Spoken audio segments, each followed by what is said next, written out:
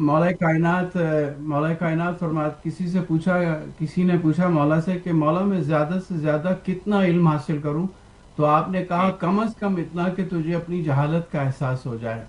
तो वो वाह। देखिए एक क्या। डिफाइनिंग पोजीशन थी कि इल्म की कोई मेरा वो नहीं है। लेकिन हमारे यहाँ से देखिए ये कॉन्सेप्ट अक्सर एज ए साइंटिस्ट हम यही कहते हैं कि आप कुरान में साइंस को तलाश मत करें, कुरान में साइंस तलाश करें, क्योंकि साइंस खुद वाह। उन साइंस की मोहताज है और बहुत अच्छी बात। साइंस के बगैर आगे नहीं बढ़ सकती। अब आप कुरान को भी देखें तो कुरान के तीन मेजर सब्जेक्ट्स हैं।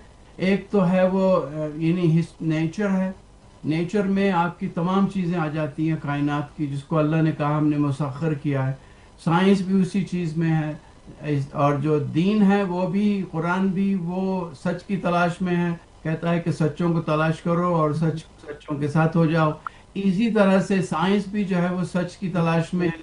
इसी तरह से अगर आप देखें कि जो कुरान में अंबिया के वाकयात हैं, ये हिस्टोरिकल पर्सपेक्टिव है, वो साइंस भी कहती है कि literature review is very important, one day in library will save you 3 months in the lab.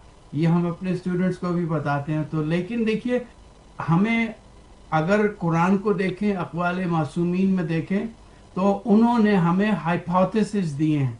Hypothesis दिए हैं, कोई एक्सपेरिमेंटल एविडेंस नहीं दिया। अब हजरत ईसा अलैहिस्सलाम की खिलकत जो है ह्यूमन क्लोनिंग का पहला एक्सपेरिमेंट था, कि जब एक माँ से अल्लाह ने जो है बच्चे को खल्क कर लिया बगैर बाप के। तो उसमें आपको ये तावीलात मिलती हैं। तो हमारे यहाँ देखिए इल्म का जो है, जैसे अंग्रेजी में इसको नॉलेज कहते हैं, जैसे रोजनथेल ने कहा था कि knowledge means information about something divine और कॉर्पोरियल।